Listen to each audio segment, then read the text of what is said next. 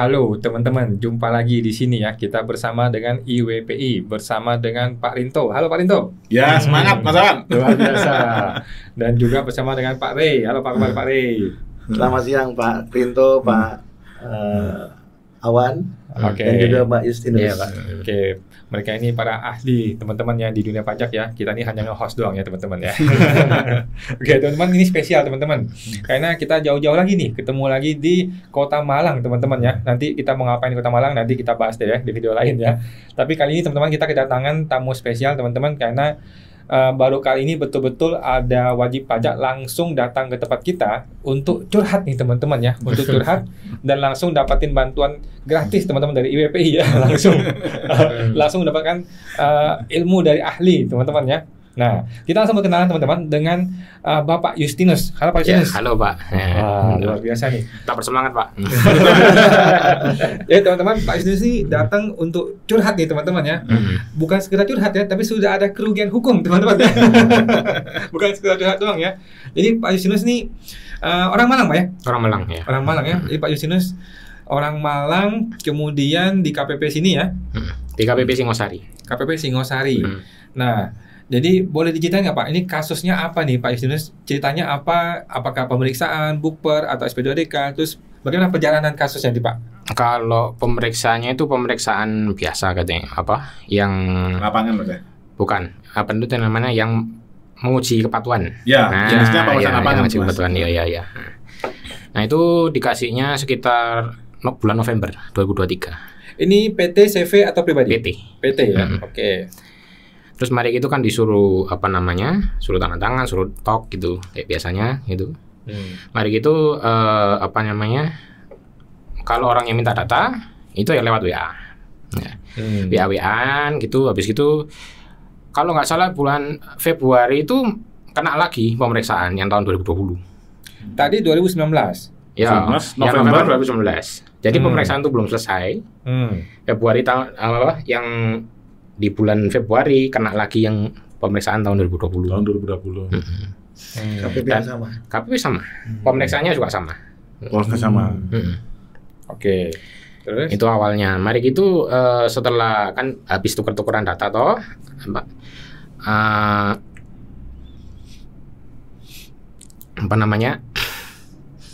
habis itu disuruh datang itu sekitar tanggal 30 Juli untuk yang pembahasan akhir itu.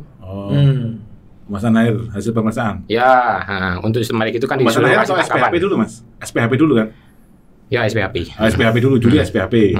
Mari itu kan disuruh ngasih tanggapan toh. Ya. Saya kasih tanggapan sendiri gitu loh. Oh ya, mestinya kan hitungannya segini gitu loh harusnya. Nah, itu kan mari gitu pembahasan akhir habis gitu kan setelah sekitar 2 minggu ya. 2 minggu. Nah, itu orangnya ternyata nggak mau gitu loh. Nggak menyetujui. Ya, nggak menyetujui dengan hitungannya. Ya, sanggalnya gitu loh. Berarti dia punya hitungan, Bapak punya hitungan, ya, dan tidak sepakat gitu ya? Ya, sepakat gitu kan.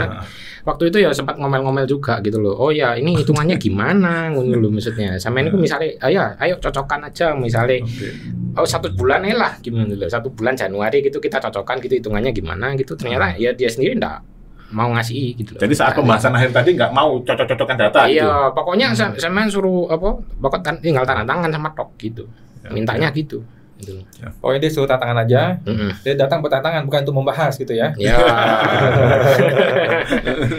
Dari KPP semua surat dikirim pakai via pos atau via apa? Ada yang pos, ada yang lewat WA. Surat pemeriksaan via WA atau via pos? Pemeriksaan yang pertama itu lewat WA sih. Lewat WA, terus ini yang saya tahu Mas Awan, ini disuruh datang ke sana terus disuruh ini Mas, seakan-akan diserahkan langsung gitu loh Mas. Jadi awalnya WA dulu soft copy, terus datang ke kantor KPP, baru menandatangani. Jadi seakan-akan itu secara administrasi langsung Pak ya? Iya, tanda terima langsung. Iya, tanda terima langsung. Kemudian SPHP datang, Bapak kasih surat sanggahan atau tanggapan. Ya. Dia tidak mau bahas isi ini. Ya maksudnya ya terus tengkar terus maksudnya waktu SPHP itu. Pokoknya hitunganku kayak gini. Oh ya enggak bisa, ini memang enggak sepi pikiran. Sampean ngomong ini, aku ngomong ini gitu loh. Iya. Terus Bapak tanda tangan di salah? Ya disuruh tanda tangan. Kemudian Bapak dapat risalah BA? Enggak dapat. Nggak dapat? Nggak dapat. Oke. Cuma suruh tanda tangan, baik itu ya sudah suruh pulang. Gitu. Oh. Ada perekaman audio visual nggak sepanjang proses ini? Kalau dari saya pribadi belum, nggak ada. Dari mereka? Dari mereka mungkin nggak ada. Tapi nggak minta izin, nggak bilang? Nggak ada juga.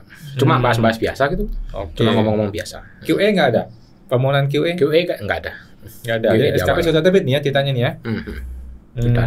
Habis itu kan sudah selesai kan, maksudnya kan pembahasan akhir. Waduh, kan disuruh keberatan gitu kan. Jadi disuruh keberatan kan, misalnya kalah lagi kan naik 30%. 30%. Iya kan. Iya.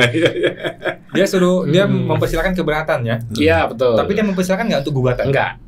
Enggak. Oh, ini udah ciri-ciri oknum ini kayaknya ya. Oke. Oke, mungkin dari tim ahli nih, dari Pak Rey nih sebagai ahli, kira-kira bisa kasih ini Pak pandangannya. Ini mungkin dari legal formal dulu atau bagaimana nih Pak? Ya, terima kasih Pak Wan, terima kasih Pak Justinus. Ini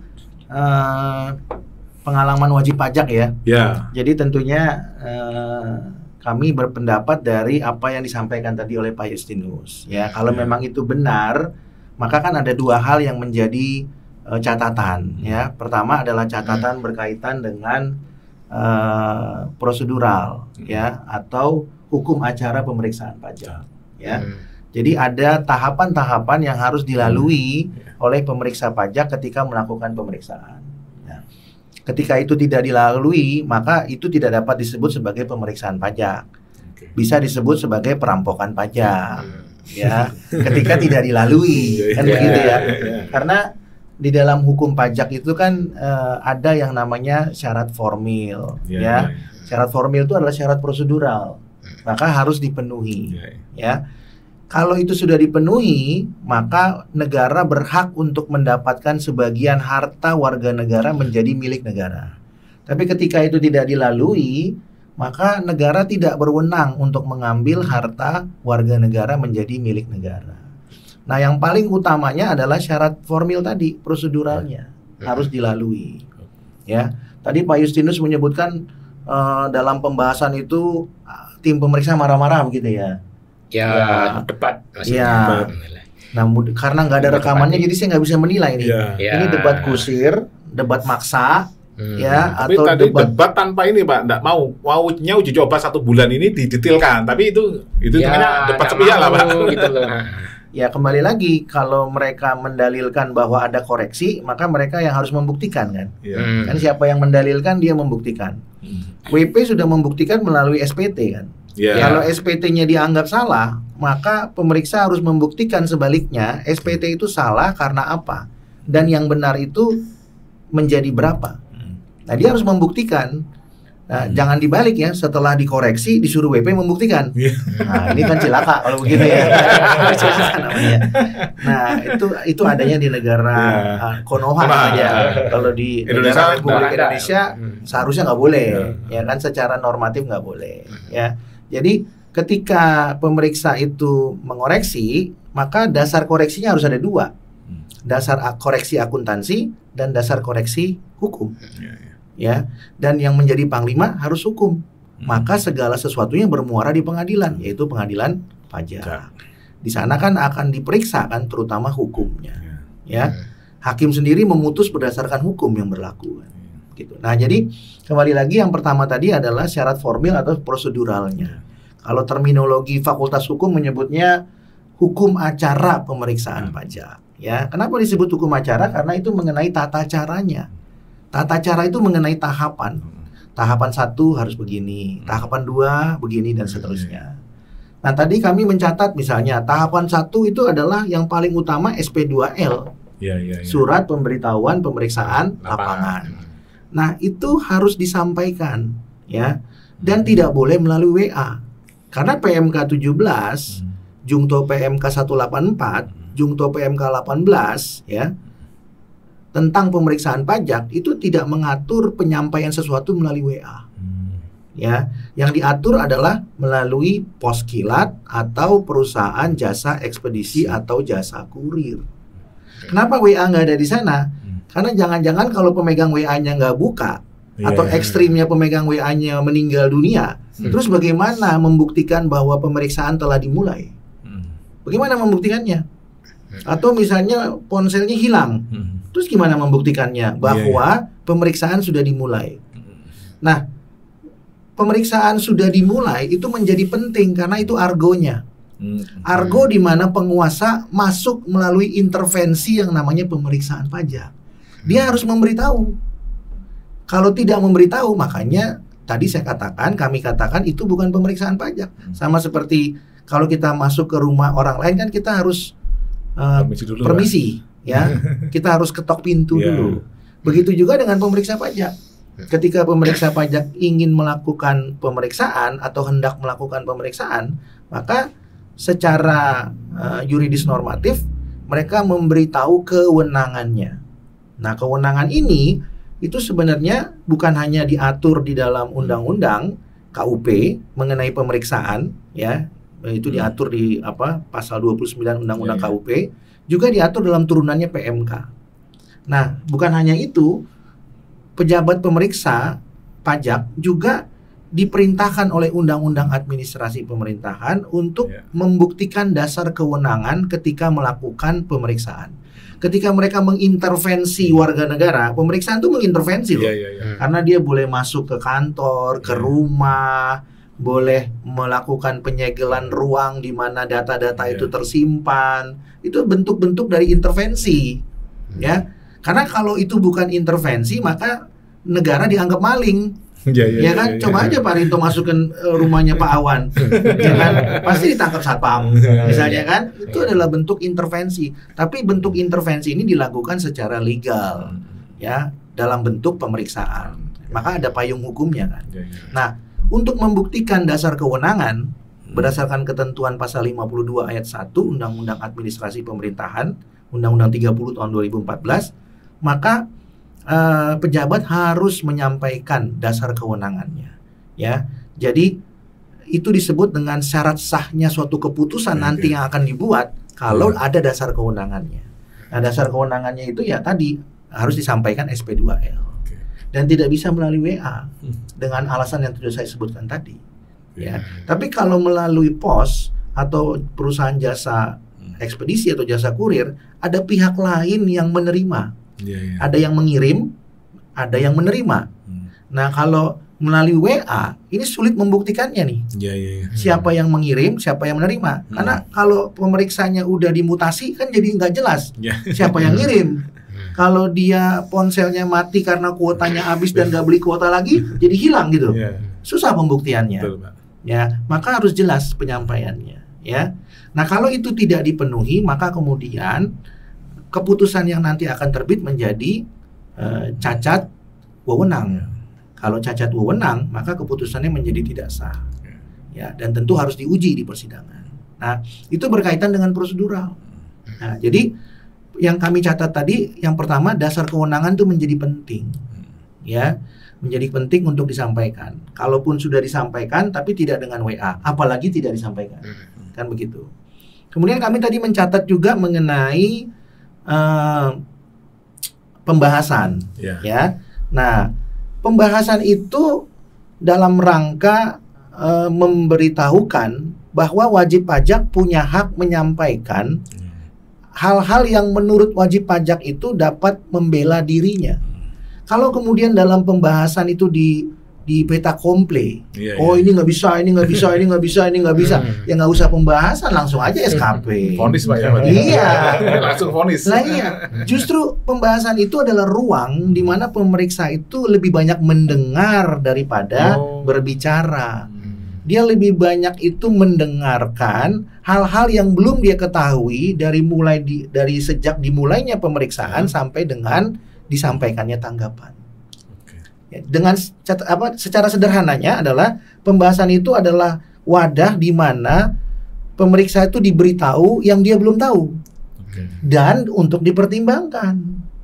Jadi kalau ada alat bukti yang disampaikan pada saat pembahasan yang belum pernah disampaikan pada saat diberikannya dokumen, buku, catatan, maka pemeriksa harus harus mempertimbangkan itu, bukan menolaknya. Kalau menolaknya nggak usah ada pembahasan, langsung SKP Pak, ya kan? Terserah mau SKP berapa miliar, langsung aja. takut Pak nanti 361D. Takut bisa dibatalkan Pak. Yang penting kan syaratnya kan yang penting ada SPHP dan adanya pembahasan akhir gitu Pak. Nah, jadi kalau catatan kami adalah pembahasan itu bukan dalam rangka untuk menyampaikan kewenangan. Oh, saya berwenang. Oh, saya punya kekuasaan. Oh, ini adalah jurisdiksi saya. Bukan dalam konteks itu. Justru dia lebih banyak mendengar. Karena pemeriksa itu sebenarnya mirip dengan hakim tapi di luar pengadilan. Ya. Hakim itu kan mendengar seharusnya, ya, tapi bukan seperti hakimnya Pak Awan yang tadi pagi ya, atau kemarin pagi ya. Nah, itu kurang banyak mendengar, ya kan, dan kurang banyak membaca buku hukum ya. Ya. Nah, jadi konteksnya pembahasan itu lebih banyak mendengar dan menerima apa-apa yang belum dia ketahui. Sebelum memutus dalam bentuk SKP Pak ya. Betul, ya kan. Bahkan sebelum memutus risalah pembahasan. Oh, risalah pembahasan loh. Setelah pembahasan itu kan dibuat risalah. Ya kan, dia berpikir, ya kan, ini alat bukti ini bisa nggak kita pertimbangkan. Nah, pemeriksa yang ideal, kalau perlu dia menunda membuat risalah untuk mempertimbangkan alat bukti yang baru disampaikan. Jadi ketika risalah hari ini, pembahasan hari ini, lalu ada alat bukti yang lain. Kalau dia nggak mampu berpikir, dia jangan buat risalah.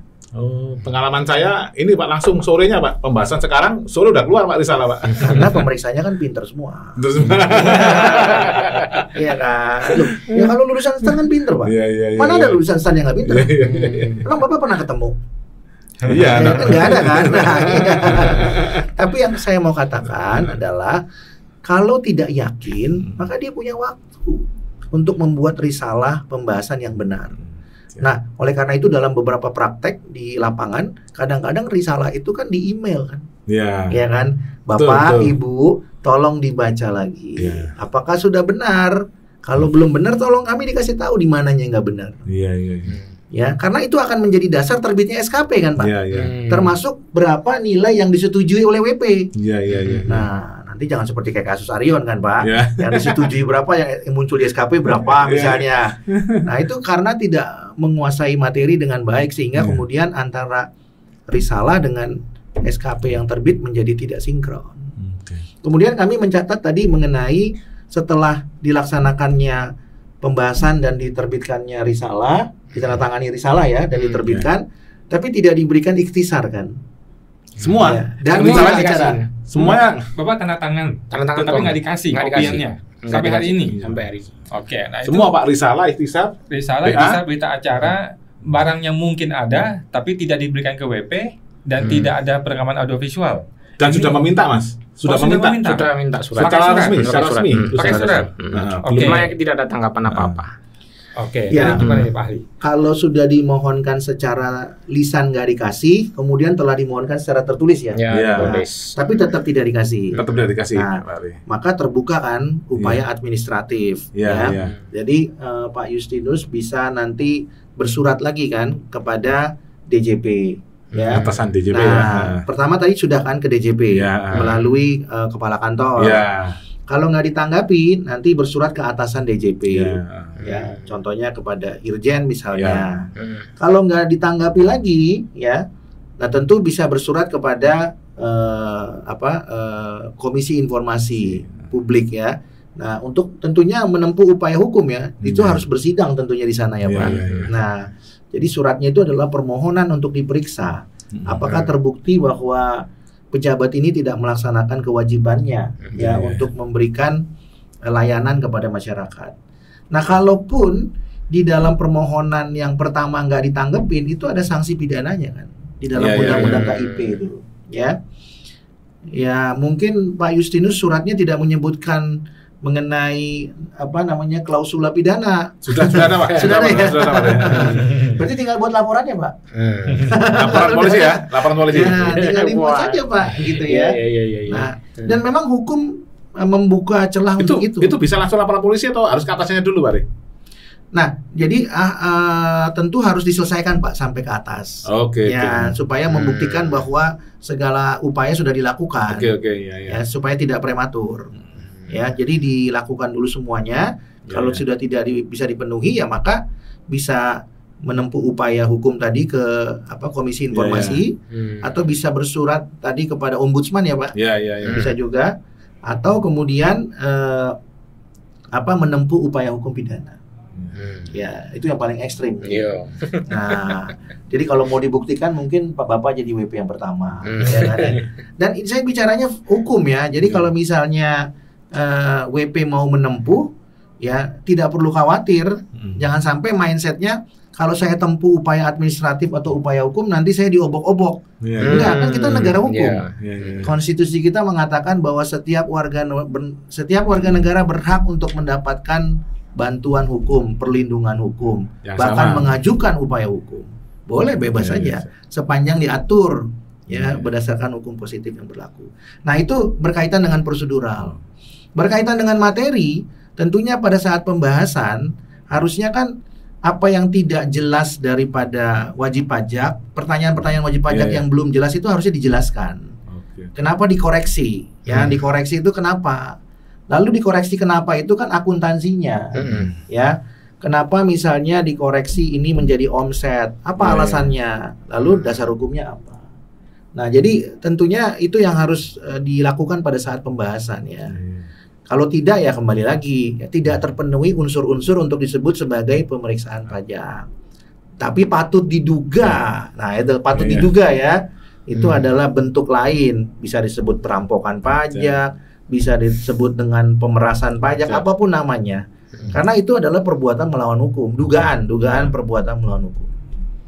Sementara begitu Pak Wan ya. Oke, nah sekarang kan sudah ada SKPKB nih Pak, sudah terbit, sudah terlanjur. QA yang dilakukan. Nah, jadi bagaimana nih Pak, upaya hukum resmi yang bisa dilakukan seperti apa nih supaya Pak Justinus tahu juga nih jangka waktu bagaimana nih Pak? Nah, sekarang karena SKPKB sudah terbit ya, tadi saya sudah katakan ada upaya administratif dan upaya hukum berkaitan dengan dokumen yang sudah diminta tapi tidak diberikan. Itu satu hal ya, itu bisa ditempuh upayanya. Yang kedua berkaitan dengan SKP, dalam hal ini adalah SKPKB, maka bisa diajukan upaya hukum baik itu gugatan maupun keberatan ya. Keberatan tentu nanti bisa dilanjutkan dengan banding. Jadi upaya administratif keberatan jalan, upaya hukum gugatan juga jalan. Nah, tadi Pak Justinus mengatakan bahwa pemeriksa tidak pernah menyampaikan upaya hukum gugatan. Ya memang itu nggak pernah Pak. Di 264 KPP nggak pernah disampaikan. Ya, jadi saya juga agak sedikit bingung ya. Ya, sepertinya pemeriksa pajak itu kalau memilih upaya hukum berdasarkan undang-undang itu dia pilih-pilih gitu ya. Sebenarnya kan undang-undang sama aja. Ya, mau gugatan, mau keberatan, mau banding itu sama saja. Semuanya diatur di dalam undang-undang ya. Nah, cuman sepertinya ada favoritisme yang saya lihat gitu ya. Sepertinya keberatan dan banding ini menjadi sangat favorit gitu ya. Nah, di hukum kan tidak dikenal gitu ya. Upaya hukum ya upaya hukum. Dan upaya hukum itu terserah kepada wajib pajak yang merasa dirugikan.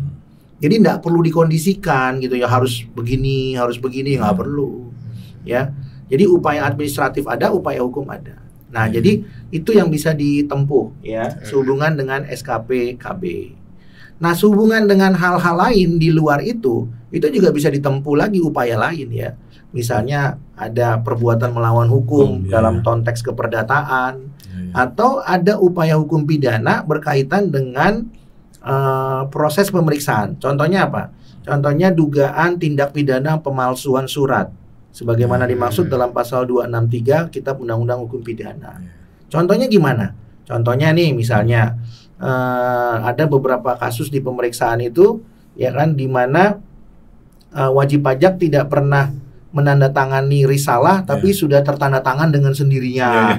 Nah, itu juga ada. Ya, itu luar biasa loh. Ajaib itu. Nah, ajaib. Ada juga WP yang sedang di luar negeri ternyata bisa tanda tangan. Atau suruh tanda tangan cuma ini kadang Pak Ari. Belakangnya aja Pak, depannya nggak tahu Pak. Nah, yang penting punya tanda tangan, stempel aja. Jadi depannya diganti-ganti Pak. Jadi kalau kita bicara hukum administrasi itu sangat kental dengan atau bersinggungan dengan hukum pidana. Makanya hukum administrasi negara atau HAN itu sangat berpotensi bersinggungan dengan hukum pidana. Kenapa? Karena tadi di administrasi itu banyak dugaan tindak pidana, terutama pemalsuan. Kenapa? Karena mereka banyak sekali administrasinya, dokumen-dokumen itu untuk melancarkan itu ya harus dipermudah. Nah, mempermudah itu kalau dilakukan secara melawan hukum merupakan tindak pidana. Ya, jadi itu yang bisa juga ditempuh ya. Banyak kasus-kasus lain juga yang berhubungan dengan administrasi bersinggungan dengan pidana. Ya, nanti lain kali Pak Awan bisa kita buat podcast khusus ya.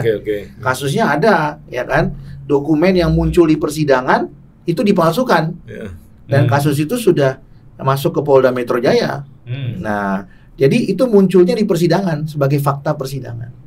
Yang saya mau katakan adalah begitu kentalnya hukum administrasi dengan hukum pidana. Karena mereka perlu menjalankan tahapan-tahapan yang penuh dengan paperwork, administrasi, tapi mereka nggak bisa memenuhinya. Nah, cara mudahnya adalah patut diduga memalsukan itu. Gitu. Oke, wah luar biasa nih Pak Re, ahli kita ya. Kemudian Pak Lusius bisa dapat pencerahan nih Pak ya. Sangat cerah sekali. Sangat cerah sekali. Wow. Sekarang dari IWPI nih Pak, apa bisa kasih bantuan nih Pak buat Pak Yusinus nih Pak? Oke. Terima kasih Mas Awan. Kalau sekarang kasusnya Mas Yusinus ini memang sudah kita tangani Mas Awan. Ternyata pelanggarannya tidak hanya itu saja Pak Re. Termasuk SPHP-nya ternyata juga telat Pak. Dari 6 bulan itu juga telat Pak. Terus saat pembahasan akhir itu Mas Yusinus memang datang Pak. Cuman surat undangan pembahasan akhirnya itu ternyata diserahkannya saat pembahasan akhir itu Pak. Jadi hari H, jadi dipakai tanda terima langsung. Berarti kan kalau kita lihat aturannya di PMK itu kan harus 3 hari sejak sanggahan SPHP kan mereka harus kirim undangan kan Pak. Kirim sendiri. Ya, memang secara metode penyampaian langsung benar Pak Re. Cuman kan secara timeline waktu kan tetap salah itu Pak Re. Walaupun memang Mas Yusinus sudah datang dan sudah menandatangani risalah dan sebagainya. Kalau harapan kami dari IWPI nanti teman-teman wajib pajak ini mari bergabung dengan IWPI. Kalau memang merasa ada oknum petugas pajak menzolimi Anda, ya kita rame-rame upaya hukum baik gugatan maupun keberatan. Nanti caranya kita akan bantu dari IWPI, ada ahli-ahlinya juga, ada Pak Re yang ahli hukum. Nanti Mas Awan dari sisi ini Mas ya, angka-angka materi ya. Karena kalau kita ngomong pajak itu pasti tidak lepas dari formil dan material masalahnya.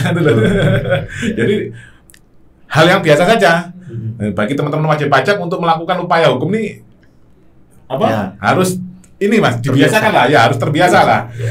Karena kalau nggak terbiasa Mas nanti ya kalau SKP-nya nggak nilainya fantastis, kalau di atas 10 miliar atau 100 miliar itu kan.